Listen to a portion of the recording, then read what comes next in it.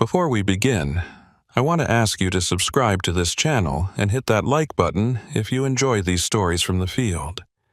It really helps us continue sharing these accounts, and please, leave a comment telling me where you're watching from. I'm always curious to know how far these stories reach. Now, let's get into what happened during the winter of 1994 at Yellowstone National Park. My name is Luke Chadwick, and for 8 years I worked as a park ranger in Yellowstone, before the winter of 1994 changed everything I thought I knew about this place I had sworn to protect. Many people only know Yellowstone in the summer. Crowds of tourists, traffic jams caused by tourists watching bison, the predictable eruptions of Old Faithful. But in winter, Yellowstone is a completely different world. When the first heavy snowfall in November closes the roads, the park becomes a primitive and boundless place. The crowds disappear, lodging facilities close, and the few rangers who volunteer for winter duty become the only human presence in over 2 million acres of frozen wilderness I volunteered for winter duty every year. My ex-wife used to say I was running from something, and maybe she was right. After the divorce, after the wildfire season that took 3 of my crew, I found something peaceful in the solitude of Yellowstone's winters. Just me, the wildlife, and the endless white silence. The winter of 1994 was my 3rd season on the skeleton crew. There were only 6 of us covering the entire park. Jake Reeves was my partner, assigned to the same sector, the thermal basin areas around the Norris Geyser Basin and the backcountry between Norris and Mammoth Hot Springs. Jake was 10 years older than me, a Wyoming native who knew these mountains better than anyone I'd ever met. We'd spent 2 winters together, and he'd become more than a partner. He was the closest thing to family I had left. It was January 15th when everything started. The temperature had dropped to -28 Fahrenheit, cold enough that your breath would freeze before it hit the ground. We were doing our weekly patrol of the thermal areas, checking monitoring equipment and making sure no geothermal features had shifted or become dangerous. The snowmobile ride from our station took about 40 minutes. Jake led the way, his machine cutting a fresh trail through 4 feet of powder. The morning sun made the snow blindingly bright, and the steam from distant geysers rose into the frozen air like smoke signals from another world. We reached the Norris area around 10 a.m.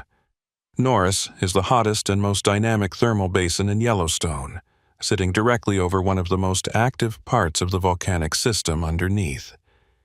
Even in the dead of winter, the ground here was warm enough to melt the snow, creating bizarre patterns of brown earth surrounded by white drifts. Steam vents hissed and bubbled, and the smell of sulfur hung heavy in the air. "You ever think about what's down there?" Jake asked as we dismounted our snowmobiles. He was staring at a particularly active steam vent, watching the superheated vapor pour out of the earth. "Magma chamber," I said, checking my equipment log. "About 4 miles down, give or take. 4 miles of rock between us and molten hell." Jake's breath came out in white clouds. "Makes you feel small, doesn't it?" "Everything out here makes me feel small." We split up to check different monitoring stations. Jake headed west, toward some backcountry thermal features that weren't on the main tourist routes. I worked my way through the Norris Basin, recording temperatures, checking for new thermal activity, the routine work that kept the park safe. I was about 2 hours into my checks when my radio crackled. "Luke, you need to see this." Jake's voice had an edge to it I'd never heard before. "What have you got?" "There's a cave. I've been patrolling this area for 12 years, and I've never seen this cave before." I felt a prickle of unease. Thermal areas were constantly changing. New vents could open up, old ones could collapse. But a cave appearing overnight, that was unusual. "Give me your coordinates."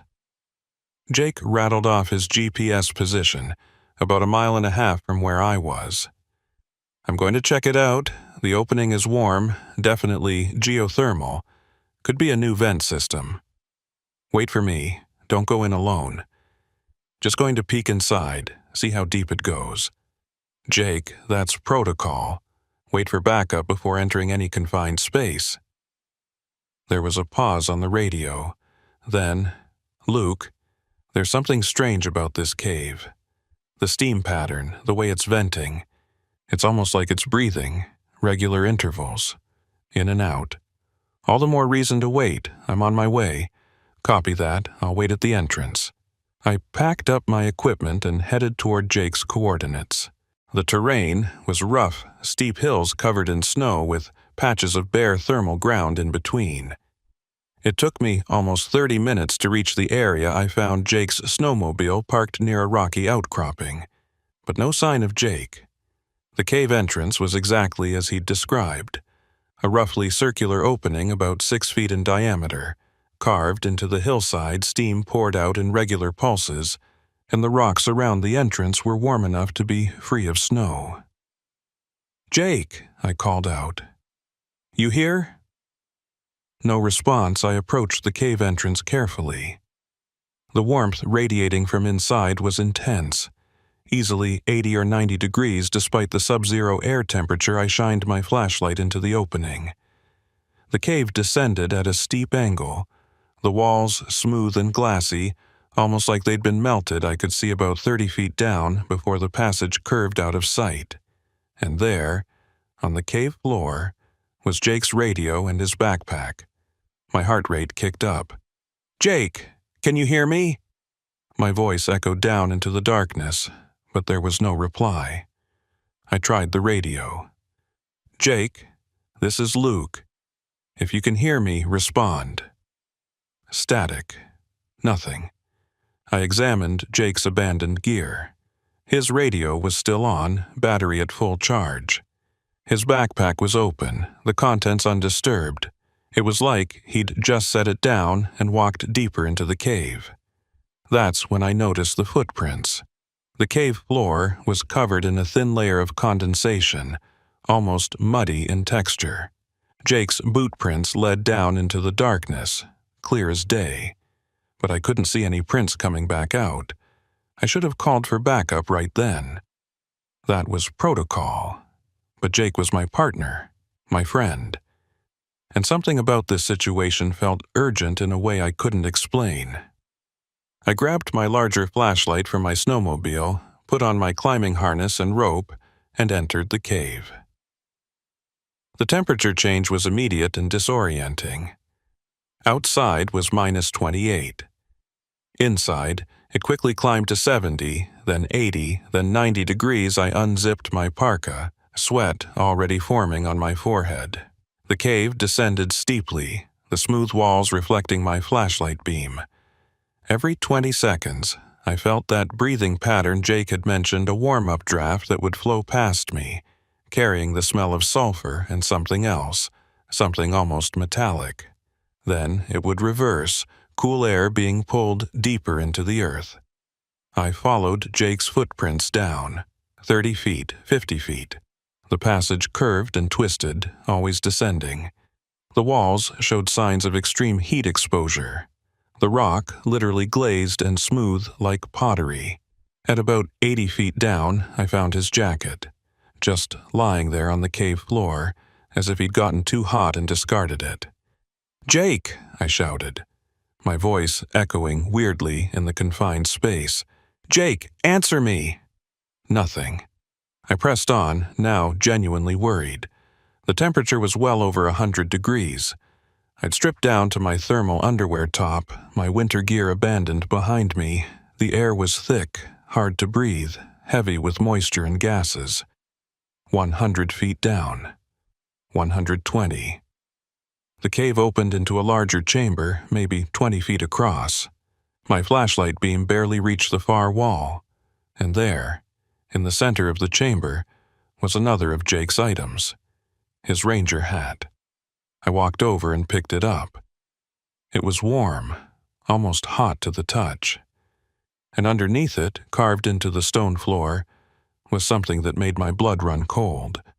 Letters, scratched into the rock with some kind of tool. They were crude but readable. Turn back, 1971. The date sent a chill through me despite the heat. 1971, 23 years ago. Someone had been down here before, and they'd left a warning. I shined my flashlight around the chamber more carefully. There were other markings on the walls. More dates. 1948, 1925, 1902. And next to each date, initials Rangers, I realized. These were Rangers who'd come down here before. The breathing pattern of the cave intensified. The warm updraft became almost wind-like, and with it came a sound low and resonant, like a massive pipe organ playing a single deep note. It vibrated in my chest, in my bones, and then I heard it. A voice echoing from deeper in the cave system. "Luke, you can see it from here. It's beautiful." Jake's voice. But wrong somehow. The cadence was off, the tone too flat. "Jake, where are you? Come see the heart of the mountain." I moved toward the voice, toward a passage on the far side of the chamber. The temperature was climbing toward 120 degrees. I knew I should turn back. This was dangerous, potentially lethal, but Jake was down here somewhere and he needed help. The passage narrowed again, forcing me to crouch. Jake's footprints continued, but now there was something else. Smears on the walls, like he'd been touching them as he walked, or steadying himself. "Jake, I'm coming. Just hang on. It's singing, Luke. Can you hear it singing?" I could hear it. That deep, resonant tone was growing louder, more complex. It wasn't just one note anymore. It was harmonics, overtones, creating an almost musical pattern. And despite the danger, despite my training screaming at me to get out, I found myself drawn to it. The passage opened into another chamber, larger than the first. And there, silhouetted against a faint red glow coming from deeper below, was Jake. He was standing at the edge of what looked like a vertical shaft, looking down into it. Steam rose around him, making him seem ghostly and insubstantial. "Jake!" I ran toward him. He turned to look at me, and in the beam of my flashlight I saw his face. He was smiling, but it was a smile I'd never seen on him before, peaceful, almost blissful, and his eyes reflected the red glow from below, making them shine like embers. "Luke, brother, you made it. Come look, come see what I found." I approached cautiously, rope in hand, ready to secure him and pull him out. "Jake, we need to leave, now. The air down here, it's not safe. You could be suffering from carbon dioxide narcosis or hydrogen sulfide exposure." "I'm not suffering, Luke. I'm enlightened." He looked back down the shaft. "There's something down there, something old, older than the park, older than the mountains. It's been here since the Earth was young." "That's the gases talking, Jake. Please, let me help you out of here." He looked at me again, and for a moment, I saw confusion in his eyes. Like part of him knew something was wrong. "I can't leave. It's calling me. Don't you hear it calling?" I did hear it. That musical resonance had become almost hypnotic. And now that I was closer to the shaft, I could see what was causing the red glow. Far below, maybe 200 feet down, there was light. Actual light, coming from the earth itself. The color of molten rock, pulsing in rhythm with the breathing of the cave. "We'll come back," I said, trying to keep my voice steady. "With proper equipment, a full team, we'll explore it the right way." Jake shook his head slowly. "It doesn't want a team, Luke. It wants us. Rangers. It always wants rangers. Every 23 years, when the cycle completes, it calls and we answer." "What are you talking about?" He gestured to the walls around us. "Look, see for yourself." I shined my flashlight around the chamber, and my stomach dropped. The walls were covered in names and dates, dozens of them going back over a century. All rangers, all with dates spaced roughly 23 years apart, and all of them ended the same way, with the word descended carved next to the name. It's a pattern, Jake said. The volcanic cycle. Every 23 years, the magma chamber shifts.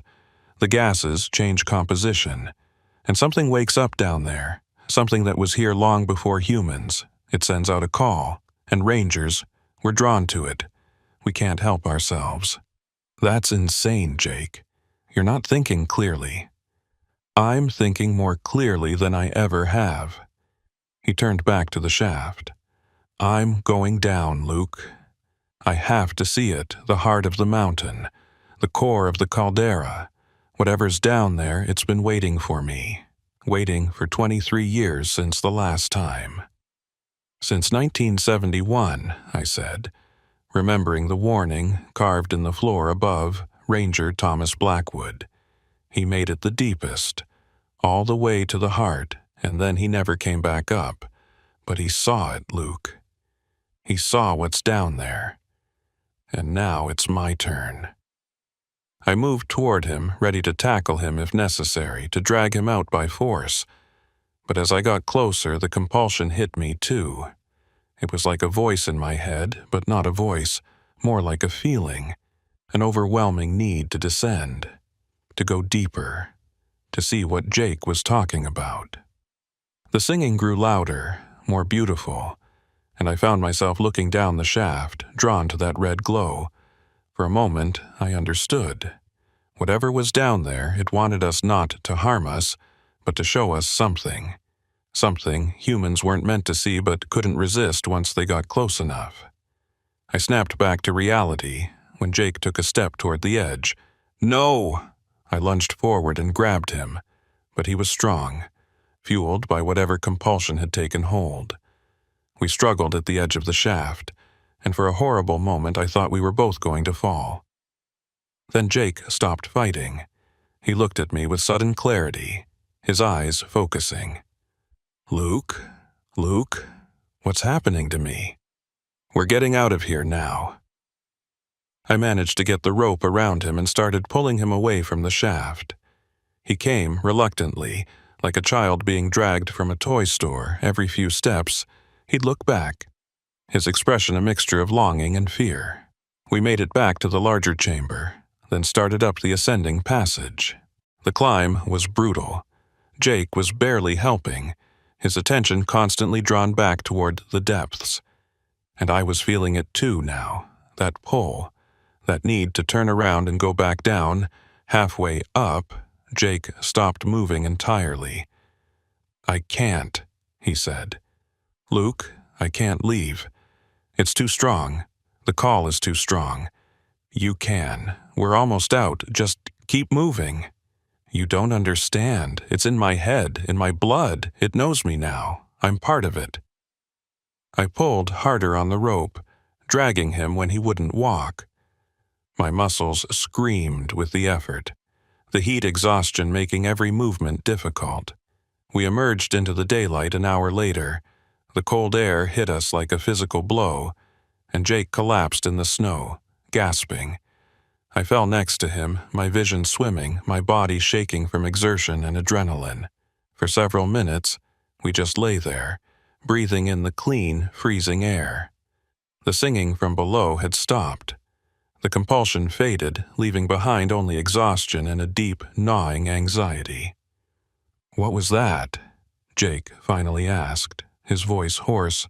I don't know, but we need to report this. Get a team out here.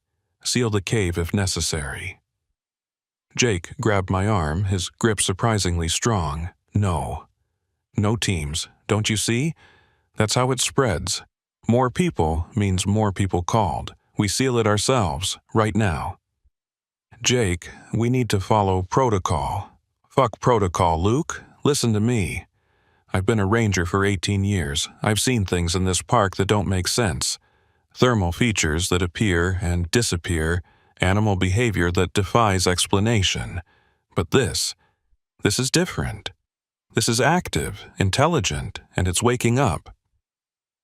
I looked at the cave entrance, still breathing its warm, sulfurous breath into the frozen air. What do you propose? We collapse it, use the explosives from my snowmobile. We carry them for avalanche control. We bring down enough rock to seal this entrance permanently. It was against every regulation, every bit of training. But looking at Jake's face, seeing the genuine terror there mixed with something else, a lingering hunger to return to that shaft, I knew he was right. We spent the next 3 hours rigging the cave entrance with demolition charges. It wasn't elegant, but it would work. Jake positioned the explosives while I hauled rock and prepared the detonation sequence. As we worked, I noticed something disturbing. Every few minutes, Jake would stop and stare at the cave entrance, his expression distant. And I felt it too. A subtle pull, a whisper at the edge of my consciousness, urging me to go back down, to forget the explosives and return to that shaft, to that red glow, to the singing heart of the mountain. We set the charges at 4 p.m. as the sun was starting to drop toward the horizon. We retreated to a safe distance, and I handed Jake the detonator. "You should do it," I said. He looked at the device in his hand, then at the cave entrance. For a long moment, I thought he wouldn't do it. Thought the compulsion would be too strong. Then he pressed the button. The explosion was muffled, most of the force directed inward. The hillside shuddered and the cave entrance collapsed in on itself. Tons of rock sealing the passage. When the dust settled, there was nothing left but a pile of rubble and a few wisps of steam escaping between the stones.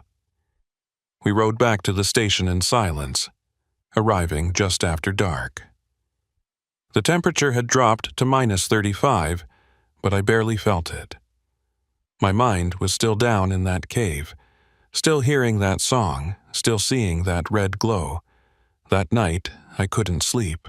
Every time I closed my eyes, I saw the shaft, saw the names carved in the walls, saw Jake's face lit by the crimson light from below. Around 3 a.m., I heard movement outside my cabin. I looked out to see Jake standing in the snow, staring south toward where we'd collapsed the cave. He was in his underwear, barefoot in the killing cold, and he didn't seem to feel it at all. I ran outside and grabbed him. His skin was ice cold, but he was smiling. "It's still singing," he whispered. "Even under all that rock, I can still hear it singing." I dragged him inside, wrapped him in blankets, and stayed with him the rest of the night. He alternated between shivering and staring blankly at the wall, occasionally mumbling about the heart of the mountain. When morning came, I made a decision. I wrote a report. Not the official one I'd file with the Park Service, but a real one. Everything that happened, everything we saw, I sealed it in an envelope and addressed it to the regional supervisor with instructions not to open it unless something happened to me or Jake. Then I filed the official report. A simple thermal vent had opened up. We'd assessed it as unstable and collapsed it for safety reasons. Routine backcountry work. The supervisor approved the report without question. Why wouldn't he? We were experienced rangers doing routine maintenance, but Jake knew. And I knew. And somewhere under tons of collapsed rock, 4 miles above a pool of molten stone, something old and patient knew too. It had called to Jake. It had called to me. And even though we'd sealed the entrance, even though we'd resisted, I could still feel it. A faint echo in the back of my mind, a melody I couldn't quite forget. Jake was right about one thing. We couldn't tell anyone. Because now that we knew it was there, now that we'd heard its song, we were connected to it, and every day that connection grew stronger. It was January 17th, 1994. We'd collapsed the cave 2 days ago. I didn't know it then, but we had 23 years until the next cycle, and I was already counting down. 3 weeks after we collapsed the cave, Jake requested a transfer. I found out when the regional supervisor called me into his office at the Mammoth headquarters. It was early February, and the snow had piled up so high around the buildings that we'd had to dig tunnels between structures. "Luke, I need to talk to you about your partner," Supervisor Gerald Hartman said, gesturing for me to sit. "Jake Reeves put in for immediate transfer to Glacier National Park. He's citing personal reasons, but I wanted to get your read on the situation. You two have been working together for 3 years. I kept my expression neutral, even though my stomach was churning. Jake's a good ranger. If he needs a change, that's his choice. He seemed off during his last check-in, distracted, not sleeping well according to the winter crew reports. You know anything about that?" "Everything," I wanted to say. I know he can't sleep because he hears singing in his dreams. I know he stands outside in sub-zero temperatures, staring south toward a collapsed cave. I know he's terrified of what's growing inside his head. "Winter duty is hard on some people," I said instead. "The isolation, the cold. Maybe he needs to be around more people." Hartman studied me for a long moment. "And you? You planning to stick it out?" "Yes, sir. I like the quiet." "All right, I'll approve Jake's transfer. We'll get you a new partner for the rest of the season. In the meantime, stay safe out there. The weather's getting worse, and I don't want any solo operations unless absolutely necessary." I left his office with a sense of dread. Jake was running, and I didn't blame him. But I couldn't run. Not yet. Because I needed to understand what we'd encountered down in that cave that night. I went to Jake's cabin. He was packing, throwing clothes and equipment into duffel bags with mechanical efficiency. "So you're really leaving?" I said from the doorway. He didn't look up. "I have to. Luke, I can't stay here. Every night it gets stronger. The pull, the singing. I dream about going back, about digging through all that rubble with my bare hands. If I stay, I'm afraid I will."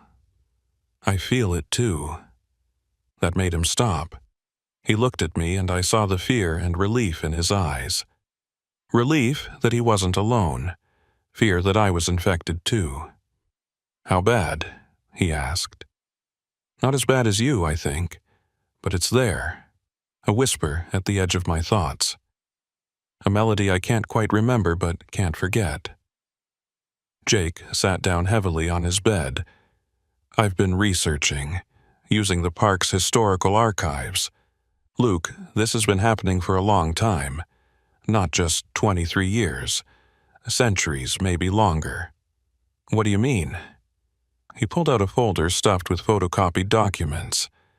I found journals from early rangers, going back to the 1870s when Yellowstone first became a park. Almost all of them mention strange compulsions near thermal areas. Dreams of descending. Some of them even mention the breathing hole. I took the folder and flipped through it page after page of accounts, all similar. Rangers drawn to specific thermal features. Some resisted, some didn't.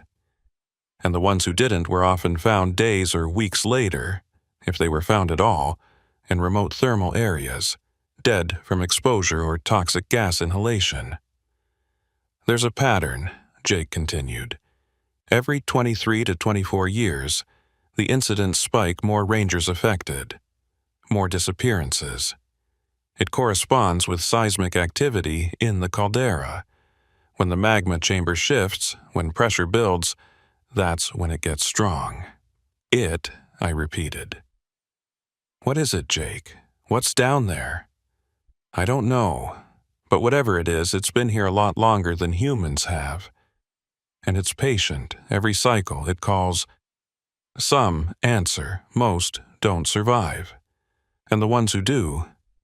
He looked at me with haunted eyes. "We're changed. Marked. We'll hear it for the rest of our lives." Then why are you running? If it's in our heads, distance won't matter. Because proximity makes it worse. The closer I am to that spot, the stronger the pull. At Glacier, maybe I'll be far enough away to think clearly, to live something like a normal life. I understood, but I couldn't follow him, not yet. I'm staying, I said. Someone needs to monitor it, make sure it doesn't break through again. Luke, that's exactly what it wants. It wants a watcher, someone close, someone it can work on slowly. Maybe, but I need to understand it. And I think there's more to find here, more records, more history. If this has been happening for centuries, there must be documentation we haven't found yet. Jake stood and put his hand on my shoulder. Be careful, brother. This thing, whatever it is, it's smart, patient. It's been playing the long game for a very long time. Don't let it make you into something you're not. He left the next morning. I watched his truck disappear down the snow-packed road and felt more alone than I ever had in my life. For the next month, I threw myself into research. The park had extensive archives, most of them poorly organized, stored in the basement of the Heritage Center at Mammoth. I spent every off-duty hour down there, going through boxes of old documents, journals, photographs, looking for anything related to the thermal caves or the patterns Jake had discovered. I found more than I expected. In a box dated 1923, I discovered the journal of Ranger Thomas Blackwood. The name was familiar. He was one of the names Ned carved in the cave wall, dated 1971. But this journal was from 50 years earlier, written when he was a young ranger fresh out of college.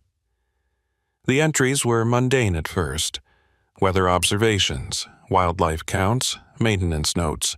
But then, in October of 1923, the tone changed. October 12, 1923. Discovered a thermal cave near Norris Basin today. Opening appears recent, possibly created by seismic shift last month. Cave descends at steep angle. Warm-up draft creating regular breathing pattern. Will investigate further tomorrow, October 13, 1923. Descended approximately 150 feet into thermal cave. Temperature excessive. Found evidence of previous visitors. Names carved in walls dating back to 1902. One name, Edward Marsh, matches missing ranger from that year. Should report this, but something about the cave compels further exploration.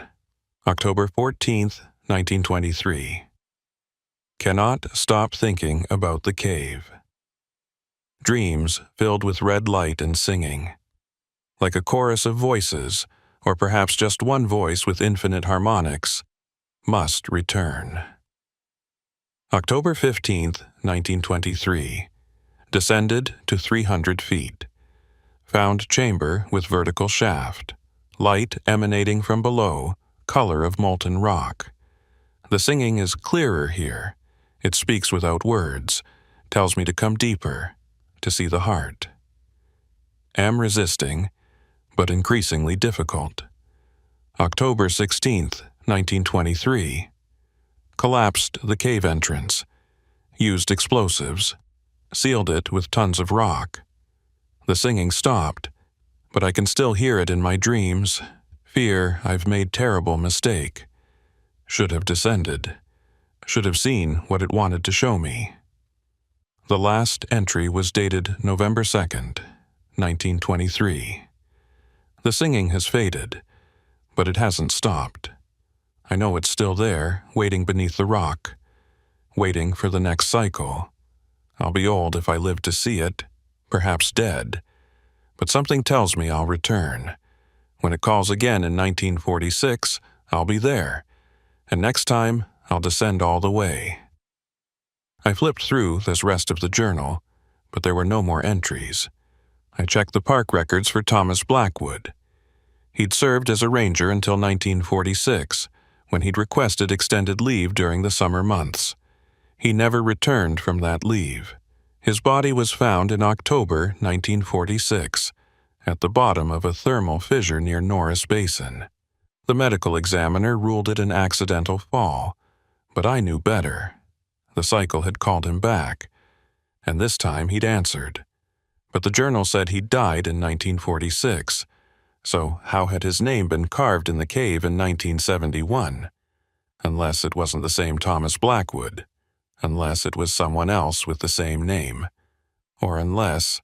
I didn't want to finish that thought. I kept digging through the archives and found more journals, more accounts, more evidence of the cycle.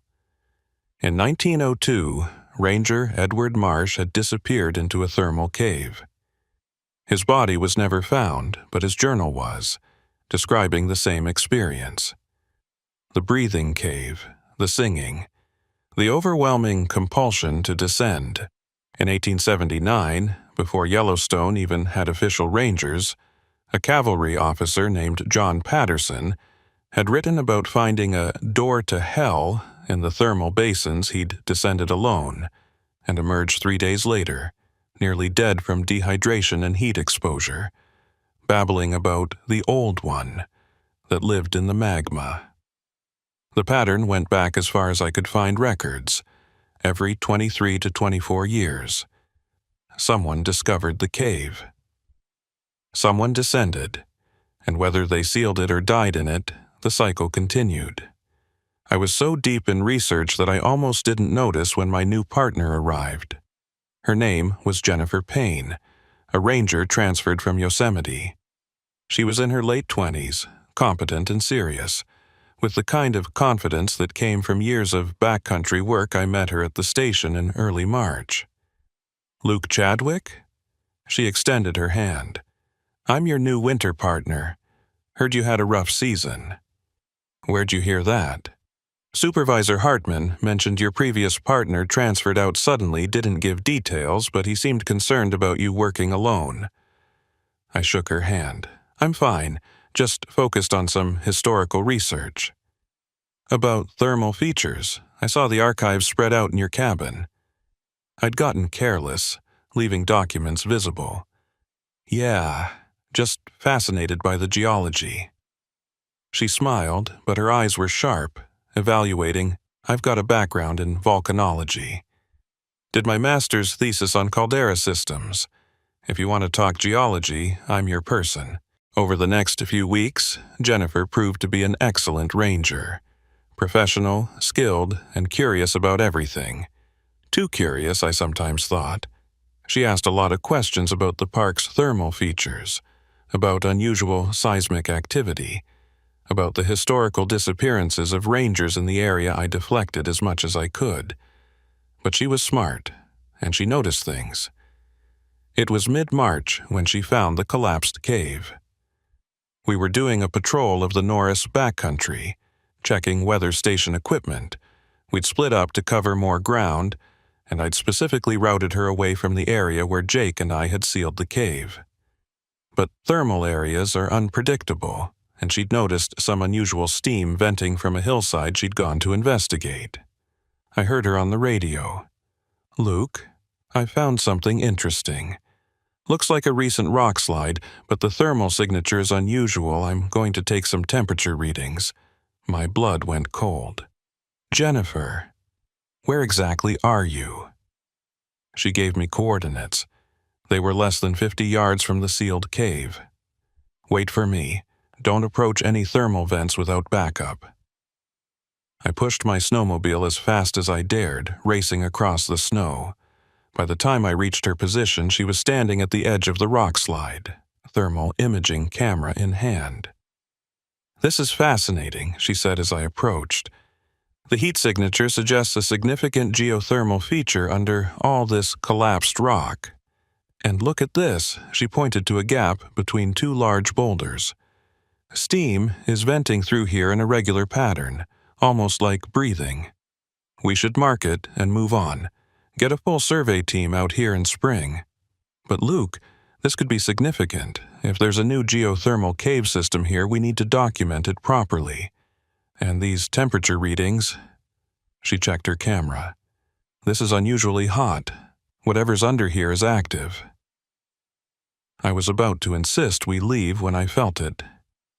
That familiar pull, that whisper at the edge of my consciousness. And I realized with horror that the collapse hadn't been complete. The cave was still there, still breathing, still calling, and Jennifer could feel it too. I saw her expression change, becoming distant, focused. She took a step toward the gap in the rocks. "No," I said sharply, grabbing her arm. "We're leaving, now." She looked at me, confused and a little annoyed. "Luke, what's wrong? This is literally our job. Investigating unusual thermal features. Not this one. This one is dangerous." "How do you know that?" I didn't have a good answer, not one I could give her. "Trust me, please. We need to leave." She studied my face, and I saw the moment she decided something was wrong. Not with the cave, but with me. "Okay," she said slowly. "We'll leave. But Luke, you need to tell me what's going on. This is the second time you've acted strange about thermal features in this area." As we rode back to the station, I could feel it growing stronger. The collapse hadn't sealed the cave completely. There were gaps, cracks in the rock where the call could get through, and it was getting louder. That night, I made a decision. I had to finish what Jake and I had started. I had to seal the cave completely, permanently, even if it meant doing something drastic. I spent the next day quietly gathering supplies. More explosives than we'd used before. Enough to collapse not just the entrance, but the entire cave system. It would require going back inside, placing charges deep enough to bring down the whole thing, which meant descending into the cave one more time. The thought terrified me, but it also excited me in a way I couldn't explain. Part of me wanted to go back down, wanted to hear the singing up close again, wanted to see that red glow. That was the most frightening part. I couldn't trust my own motivations anymore. I waited until Jennifer was out on a solo patrol, then loaded my snowmobile with the explosives and headed to the cave. It was late afternoon, the sun already dropping toward the mountains, temperature plummeting. At the collapsed entrance, I started digging through the rubble. It took 2 hours to clear enough rock to squeeze through, and as soon as I did, I felt it. The call, stronger than ever. The cave was still there, still breathing, still singing. The collapse had partially blocked it, but the main passage was intact. I descended with my pack full of explosives, placing charges every 20 feet. The temperature climbed rapidly, and soon I was sweating despite my light clothing. At the large chamber, I placed the largest charge. This would be the one to collapse the entire system, but to make sure it worked, I needed to go deeper, to the shaft Jake and I had found, to place charges there too. I approached the vertical shaft and the singing hit me like a physical force. It was louder, clearer than before. And I could understand it now, not words exactly, but meaning. Come down. See what we've waited to show you. Understand what sleeps in the stone. You're marked, you're chosen, you're ours. I stood at the edge looking down into that red glow, and for a moment, I genuinely considered it. What if I just let go?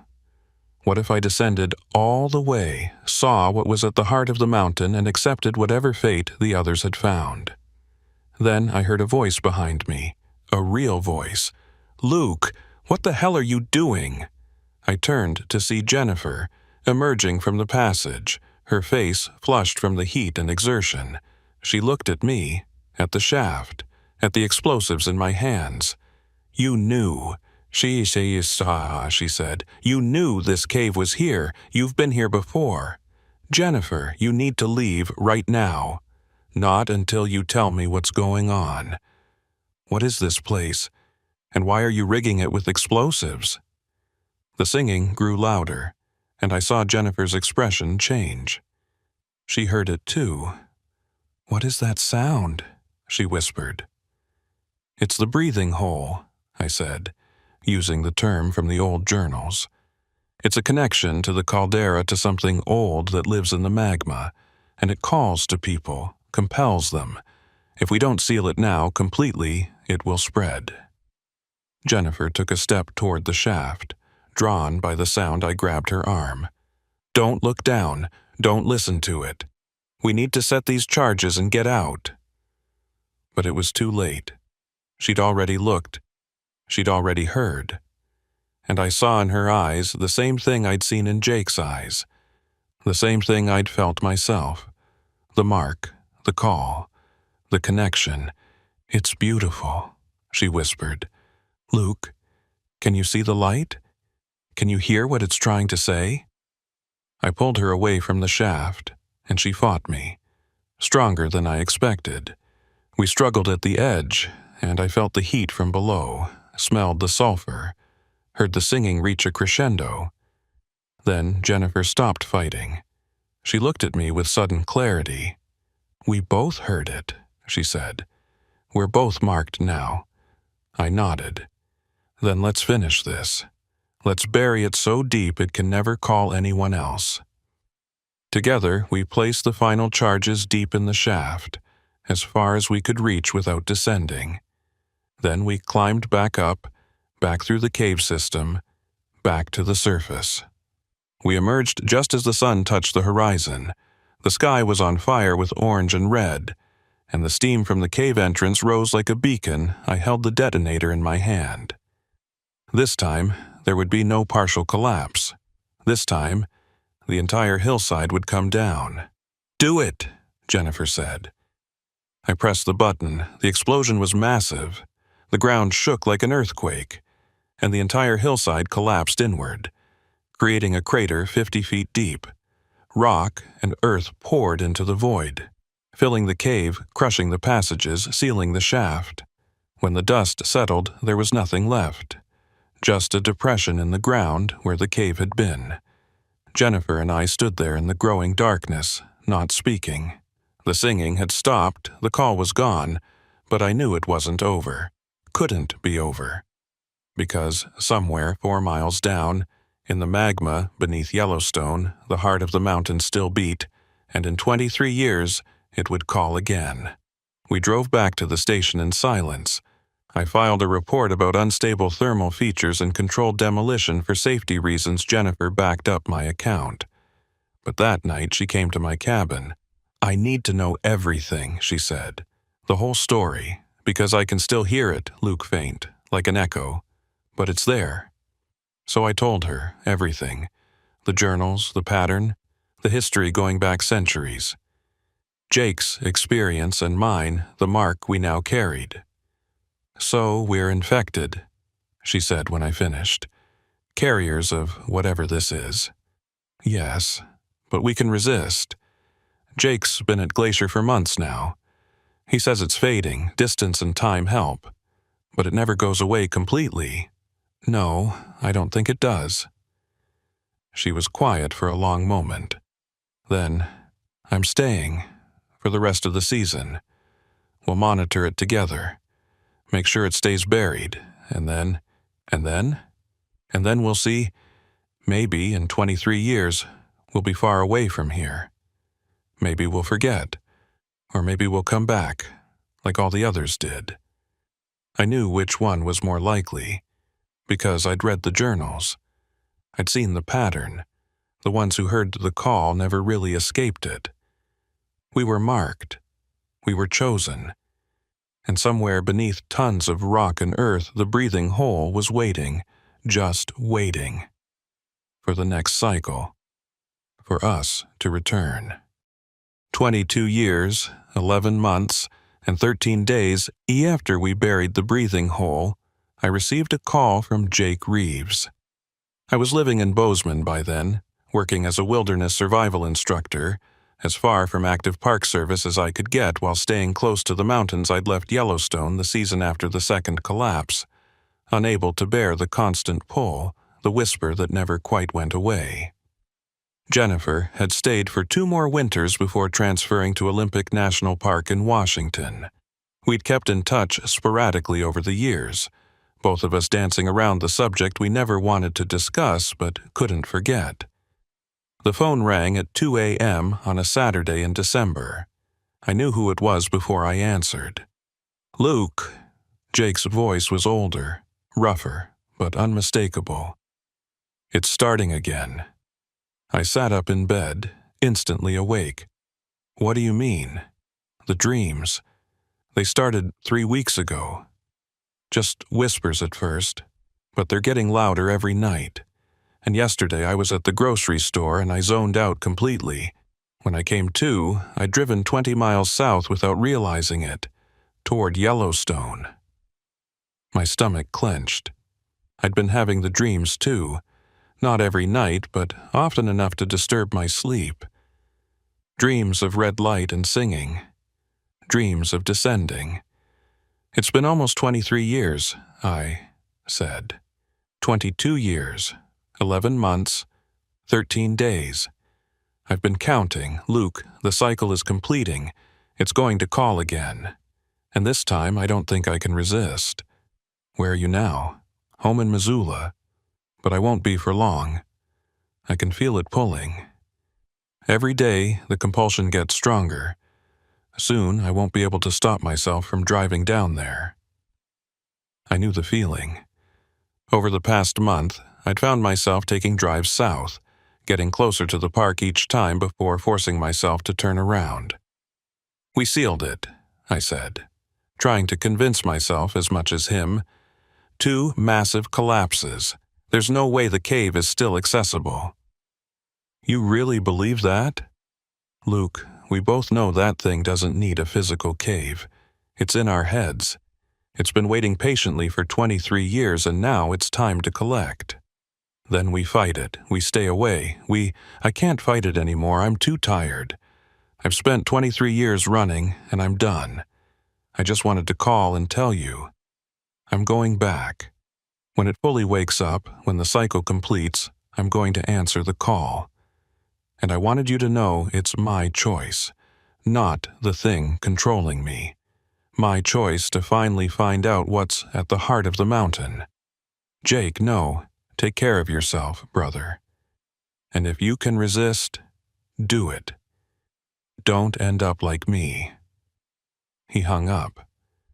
I sat in the darkness of my bedroom, the phone still in my hand, knowing I should call someone, the Park Service. Local authorities, someone who could stop Jake from doing what I knew he was going to do. But I didn't, because part of me understood, part of me wanted to go back too. Instead, I called Jennifer. She answered on the 3rd ring, her voice thick with sleep. Luke, what time is it? We need to talk about the breathing hole. There was a long silence, then. I know. I've been feeling it too. The pull is getting stronger. Jake called. He's going back. When? Soon. The cycle is almost complete. Another silence, longer this time. When Jennifer spoke again, her voice was different, resigned. Luke, I've been researching. Spent the last 5 years going through every archive I could access. University libraries, historical societies, old Park Service records. I've found documentation of the pattern going back almost 200 years. Every cycle, someone goes back, and they all describe the same thing, the breathing hole, the singing, the compulsion to descend. Did any of them survive? Some came back out, but they were changed. The journals describe them as haunted, obsessed. Most died within a few years, usually seeking out other thermal features, trying to find another way down. The ones who descended all the way. They never came back. What do you think is down there, really? I have a theory, but you're not going to like it. Tell me. I heard her take a deep breath. Yellowstone sits on a supervolcano. The magma chamber underneath is one of the largest in the world. That much molten rock, that much energy, concentrated in one place for hundreds of thousands of years. What if it developed something like consciousness? That's insane. Is it? We know consciousness emerges from complexity, neural networks, patterns of electrical activity. What if geological systems can develop similar patterns? Magnetic fields, thermal currents, chemical reactions happening at unimaginable scales over vast time periods. What if the caldera itself is alive in some way we can't comprehend? And it's been calling to people for centuries. Not just people. Rangers specifically. Why? Because we're the ones who pay attention, who monitor the thermal features, track the changes, spend time in the remote areas. We're the ones most likely to notice when a breathing hole opens. So, what does it want? Maybe nothing. Maybe it's not conscious in a way we understand. Maybe it's just a pattern, a resonance in the Earth's magnetic field that happens to interact with human neurology. Or maybe, she hesitated. Maybe what? Maybe it wants to be known. Maybe consciousness, whatever form it takes, wants to be recognized by other conscious beings, and the only way it can communicate is through these rare alignments when the geological conditions are right. I thought about that. About the singing, the red light, the overwhelming beauty Jake and I had felt when we stood at the edge of that shaft. "I'm going back," I said. Not to answer the call, but to stop Jake and to understand what we're really dealing with. "I'm coming with you. Jennifer, don't argue. We're both marked. We're both being called. Better to face it together than alone." She was right. We arranged to meet in West Yellowstone. In 3 days I spent those 3 days preparing. I gathered equipment. Not for sealing the cave this time, but for descending. If Jake was going down, I wanted to be able to follow him to bring him back if possible. I also called in a favor from an old friend, Dr. Marcus Webb, a geophysicist at Montana State University. I'd helped him with a backcountry research project years ago, and he owed me. I met him at his office in Bozeman and showed him the data I'd compiled. Seismic readings from Yellowstone over the past century, thermal fluctuations, magnetic field anomalies, all correlated with the 23-year cycle. Marcus studied the data for hours, running his own analyses. Finally, he looked up at me with troubled eyes. "Luke, where did you get this data?" "Compiled it from Park Service archives." "Why?" "Because it shows a pattern that shouldn't exist. The seismic activity, it's not random. It's rhythmic, like a heartbeat. And it peaks every 23.4 years down to the month. What could cause that? Nothing natural. At least nothing we understand. Volcanic systems don't operate on precise cycles like this. They're chaotic, unpredictable. He gestured at the data. "This looks artificial, designed. Could it be some kind of self-organizing system? Feedback loops in the magma chamber creating a regular pattern? Maybe, but for it to maintain this precision over centuries, that would require an incredibly complex mechanism, and there's something else." He pulled up a different data set. "I've been monitoring magnetic field variations in the Yellowstone caldera for my research, and starting about 3 weeks ago, the field strength has been increasing. Not a lot, but measurably.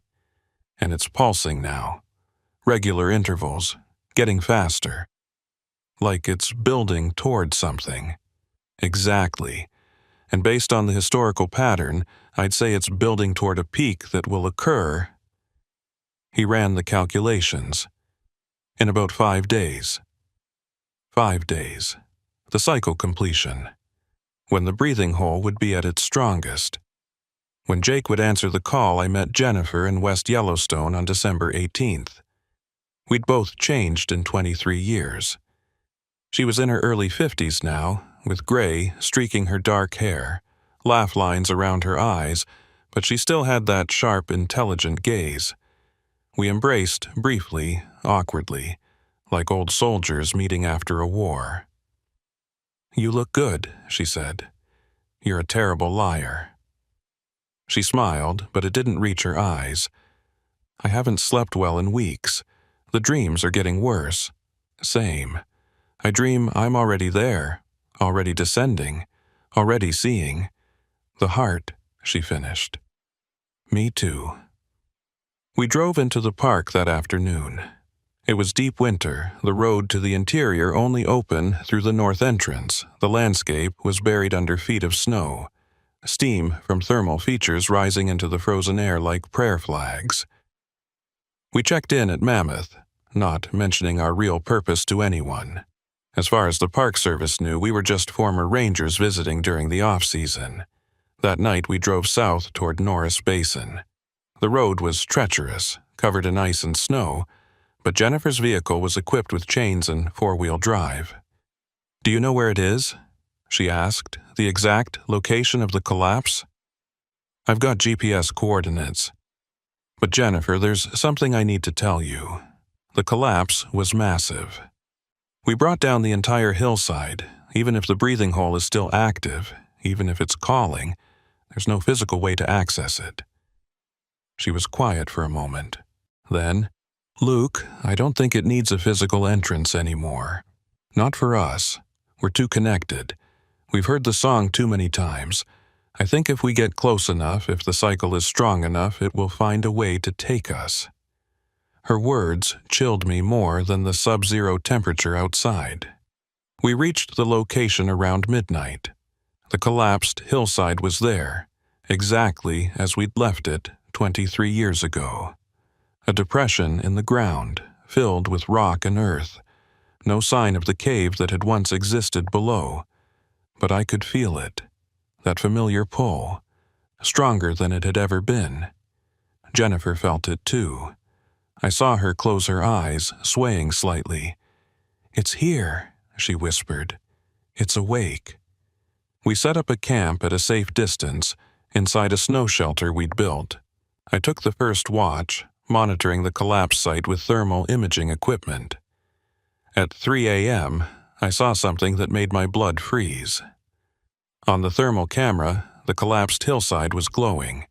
Not just the normal geothermal heat signature, but something else, a pattern. The heat was rising and falling in rhythm, and the pattern looked almost organic. Like a massive organism breathing underneath the rock. I woke Jennifer. She looked at the thermal image and her face went pale. "That's not possible. We buried it under hundreds of tons of rock." "Maybe we didn't bury it," I said. "Maybe we just pushed it deeper. And maybe it's been slowly working its way back up for 23 years. At dawn, we approached the collapse site on foot.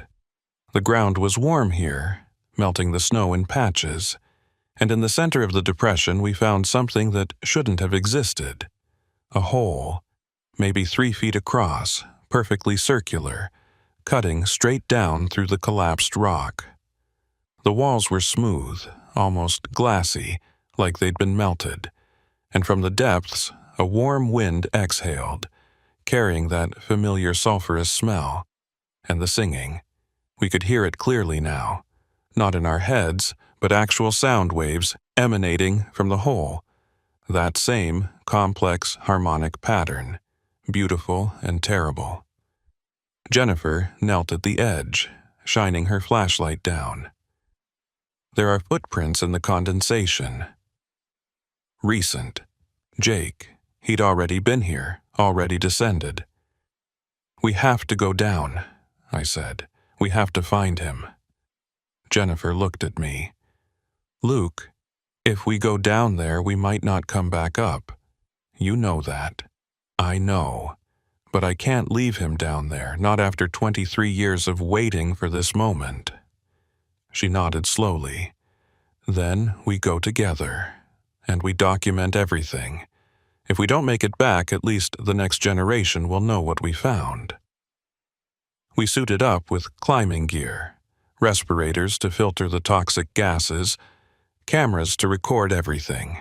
And then, at 9 a.m. on December 19th, 23 years almost to the hour, since we'd collapsed the cave, we descended into the breathing hole. The passage was tight, barely wide enough for us to squeeze through. The walls were indeed melted, The rock transformed into a glassy substance that reflected our flashlight beams, and everywhere we saw evidence of Jake's passage. Boot prints, handprints where he'd steadied himself, bits of equipment dropped or abandoned. We descended for an hour. The temperature climbed past 90 degrees, then 100, then higher. We stripped off our outer layers, working in minimal clothing, sweat pouring off us. And all the while, the singing grew louder. I could make out individual harmonics now, separate voices blending into a greater whole.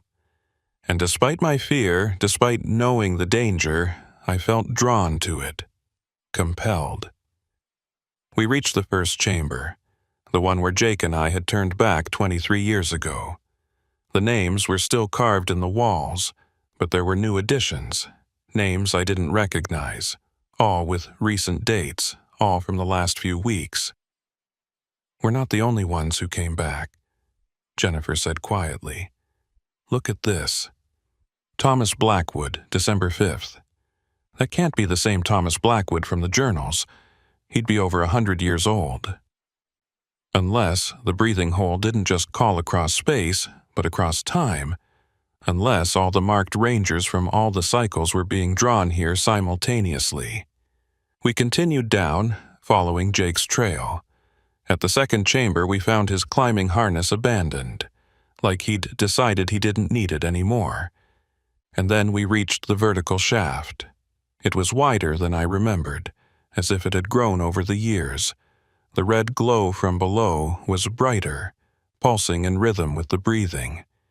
And the singing was overwhelming now, vibrating in my chest, in my bones, in my teeth. Jennifer grabbed my arm. "Luke, look." I followed her pointing finger and saw them, figures descending the walls of the shaft, using handholds and ledges that shouldn't have existed. There were at least a dozen people, all making their way down toward the red light below. "That's Jake," I said, spotting his distinctive red jacket. He was about 200 feet down, moving steadily, purposefully, and around him, the others. Some in modern clothing, some in older Park Service uniforms, some in gear from decades past. All the marked rangers, all being called home. "We can't follow them down," Jennifer said. "Not without proper equipment. That shaft is at least 1,000 feet deep." But even as she said it, I felt the compulsion rising, the need to descend, to see what waited at the bottom, to join Jake and the others in their journey to the heart. I took a step toward the edge. Jennifer pulled me back. "Luke, no, we have to think this through. We need—" And then the singing stopped. For a moment there was absolute silence. The figures on the shaft walls froze in place. Even the breathing paused. Then, from far below, we heard it. A sound like a massive bell tolling, deep, resonant, shaking the rock around us. And the red light intensified, becoming almost white in its brightness. The figures began descending again, faster now. Urgent, drawn by whatever was happening below. "It's happening," Jennifer whispered. "The cycle is completing. The heart is fully awake."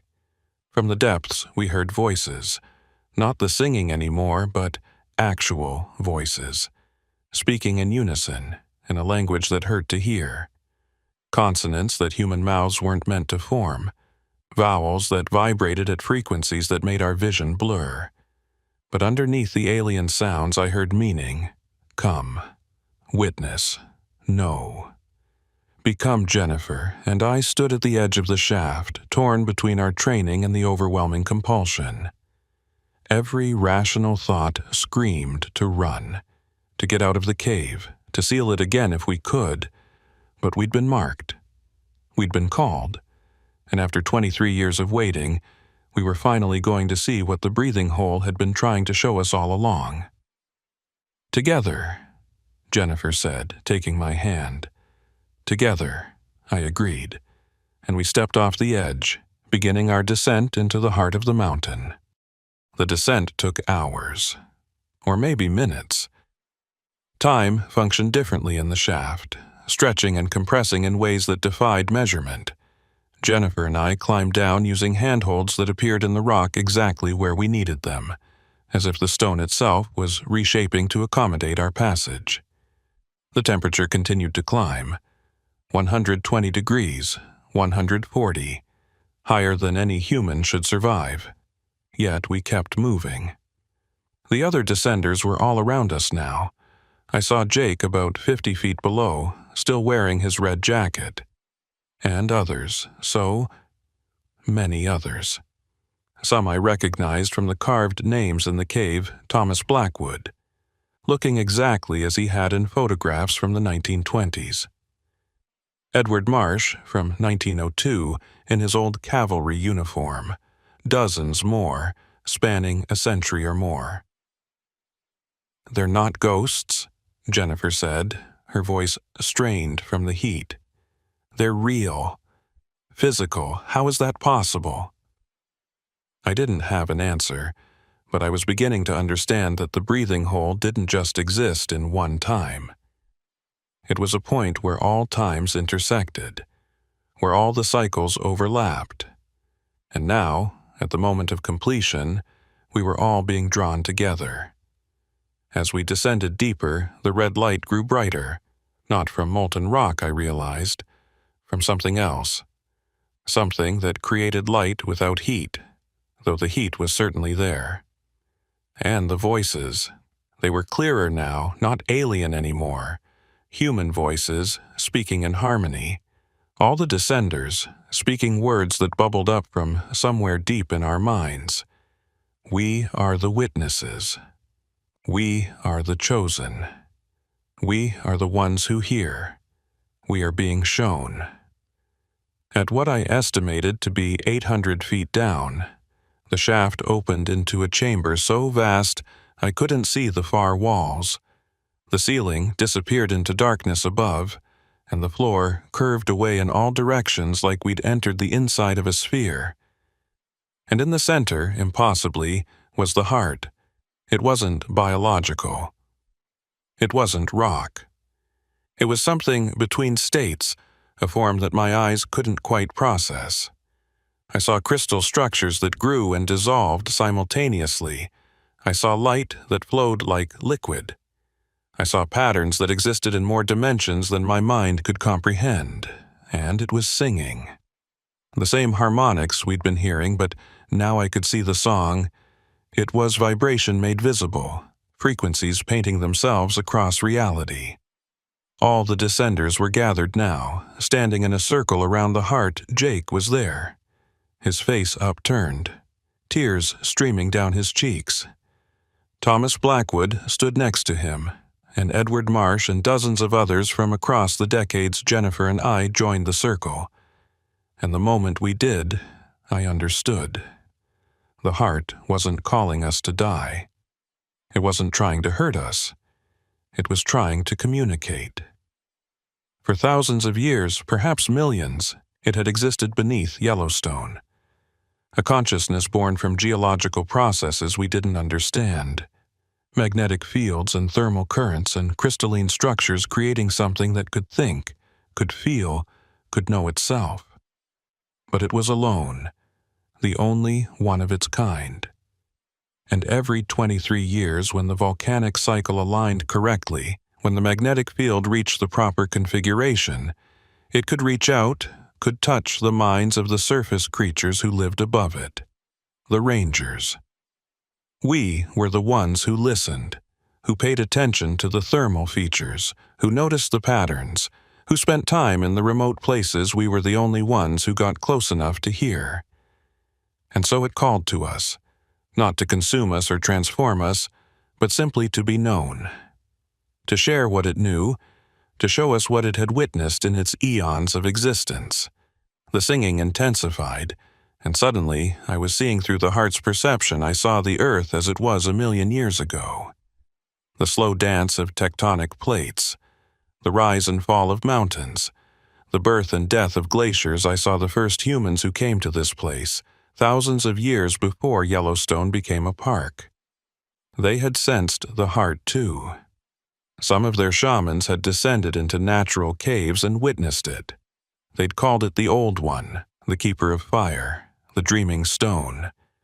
I saw every ranger who'd ever been called, every cycle, every descent, and I saw what happened to them. Most turned back, fled, sealed the caves. They lived with the mark, the memory, the whisper of what they'd almost seen. Some went mad from it. Some spent their lives trying to return. But the ones who descended all the way, the ones who stood where we stood now, they made a choice. Some chose to stay, to merge with the heart, to become part of its consciousness, their bodies transformed into the crystalline structure, their minds expanding to perceive geological time. They became witnesses to deep time, experiencing 1,000,000 years as humans experience a day. Thomas Blackwood chose this.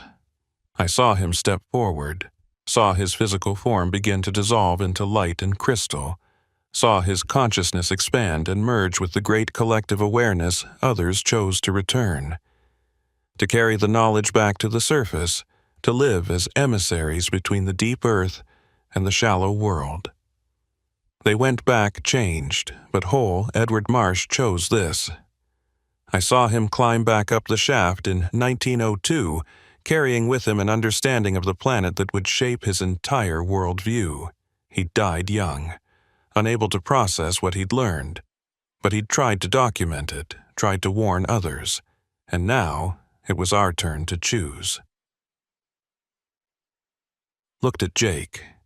He was staring at the heart with an expression of absolute peace. He'd made his decision. I could see it in his eyes. "I'm staying," he said, and his voice was his own again. Not the dual-toned voice of the called, but Jake, my partner, my friend. "Luke, I need you to understand. This isn't giving up. This isn't being consumed. This is evolution, transformation. I'll still be me, but I'll be more. I'll exist on a scale you can't imagine. Jake, please. I've been running for 23 years, running from this moment. But now that I'm here, I realize I wasn't running from death. I was running toward this, toward understanding, toward becoming part of something greater than myself." He stepped forward, and the light of the heart embraced him. I watched as his physical form began to transform, becoming translucent, then crystalline, then something beyond. But his consciousness remained. I could feel it, growing, expanding, merging with the collective awareness of all those who'd chosen to stay. Jennifer was crying. "We can't save him." "No," I said, "but maybe he doesn't need saving." Around us, other descenders were making their choices, some stepping forward to merge, others turning to climb back up. About half stayed, half returned, the cycle completing itself. Jennifer looked at me. "What do we do?" I looked at the heart, at the incredible beauty of it, at the knowledge it offered. To see the earth as it truly was, not as a static thing, but as a living, breathing system operating on time frames beyond human comprehension. To understand the deep connections between rock and magma, between magnetic field and life, between the ancient and the new. It was tempting, so tempting. But I thought about the surface world, about the people who needed protecting, about the future rangers who would patrol Yellowstone, who might hear the call in 23 more years. Someone needed to go back. Someone needed to document what we'd found, to explain it in a way that might help others understand. "We go back," I said. "We witness and return. That's our choice." Jennifer nodded. Together. We turned away from the heart and immediately felt the resistance. The compulsion to stay, to merge, to become part of the eternal. But we pushed against it, using every bit of willpower we had. The ascent was harder than the descent. The handholds didn't appear as readily. The temperature seemed to burn hotter. and with every step, we left part of ourselves behind. The understanding, the knowledge, the expanded consciousness we'd touched began to fade, like a dream dissolving in morning light. By the time we reached the upper chambers, we could barely remember what we'd seen. The details slipped away, replaced by vague impressions and feelings. We emerged from the breathing hole just before dawn on December 20th. The sun was rising over the frozen landscape, painting the snow in shades of gold and pink. We collapsed near our camp, exhausted beyond anything we'd ever experienced. "How much do you remember?" Jennifer asked after we'd caught our breath. "Fragments, images, the feeling of it more than the facts." "You?" "Same. It's fading fast. Like our human minds can't hold what we saw." We packed up our camp in silence as we prepared to leave. I looked back at the breathing hole one last time. It was gone. The perfectly circular opening had sealed itself, the rock flowing together like water, leaving no trace it had ever existed. The hillside looked exactly as it had when we'd arrived, just a collapsed depression filled with rubble. The cycle was complete. The calling was done. The heart had returned to its long sleep. "Will it come back?" Jennifer asked. "In another 23 years?" "I think so. As long as the volcanic system exists, as long as the heart exists, it will wake up periodically and it will call. And we'll be drawn back. Maybe.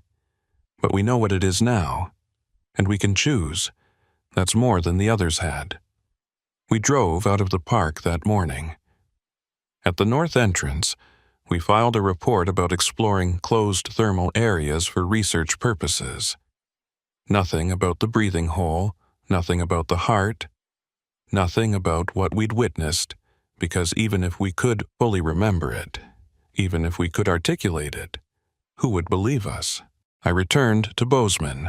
Jennifer returned to Olympic. We spoke occasionally over the following months, comparing notes, trying to hold on to what little we could remember. Jake was officially listed as missing, presumed dead in a thermal feature. There was a small memorial service at park headquarters. I attended and said nothing about what I knew, because Jake wasn't dead. He was more alive than he'd ever been, just not in a form anyone on the surface could recognize. 5 years later, I received a package, no return address, no note, just a USB drive. On it was a single video file, thermal camera footage from deep underground, showing the chamber with the heart. The timestamp indicated it had been recorded just days ago, and in the footage, I could see them. The crystalline structures that had once been peopled Jake's pattern was distinct, his consciousness clearly identifiable even in its transformed state. And he was moving, interacting with the others, part of a vast awareness that observed and documented the slow dance of the Earth's interior. The file was labeled, "We are witnessing, we are well, we are content, J.R." I showed it to Jennifer. We watched it together, and we understood Jake had found what he'd been looking for. Not death, but transformation. Not an ending, but a beginning. It's been 16 years since the descent, December 2033. In 7 years, the cycle will complete again. The breathing hole will open, and the call will go out.